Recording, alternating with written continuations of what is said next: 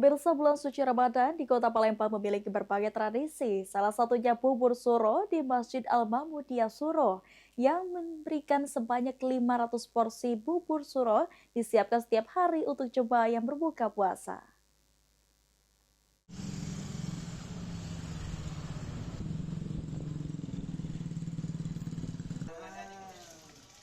Bubur suro mulai dimasak setelah sholat zuhur. Pengurus dan warga mulai memasak bubur suro secara bergotong royong. Tradisi ini telah berlangsung puluhan tahun dan menjadi ciri khas Masjid Suro setiap Ramadan. Ketua Masjid Al-Mahmudiyah Suro, Ki Agus Abdul Rashid menegaskan, bubur suro menjadi menu utama berbuka puasa di masjid tersebut. Selain tausiah dan tadarusan pada malam hari, tradisi bubur suro dipertahankan sebagai bentuk sedekah dan ajakan memakmurkan masjid. Sekitar 500 porsi dibagikan kepada jemaah dan masyarakat sekitar setiap harinya. Proses masaknya dilakukan secara gotong royong, sebanyak 10 kg beras dimasak dan diaduk selama 1 jam 30 menit hingga mengental. Setelah matang, 2 kg daging dan 1 kg tetelan dimasukkan, kemudian ditambah bumbu halus 2,5 kg, seperempat bungkus penyedap, 4 ons garam kasar, serta 3 botol kecap asin, lalu diaduk hingga merata dan menghasilkan cita rasa gurih khas bubur suro.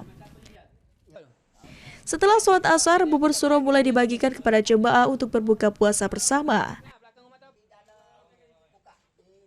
Kepada yang ingin berbuka di sini, yang ingin mampir berbuka di sini. Jadi kami menyiapkan bubur suro kira-kira sebanyak 500 piring untuk dinikmati bagi kaum muslimin yang berpuasa pada hari itu. Tradisi daripada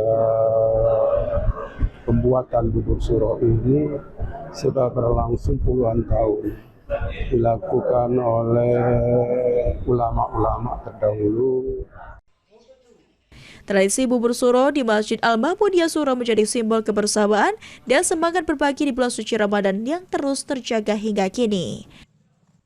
Muhammad Aidil, PAL TV.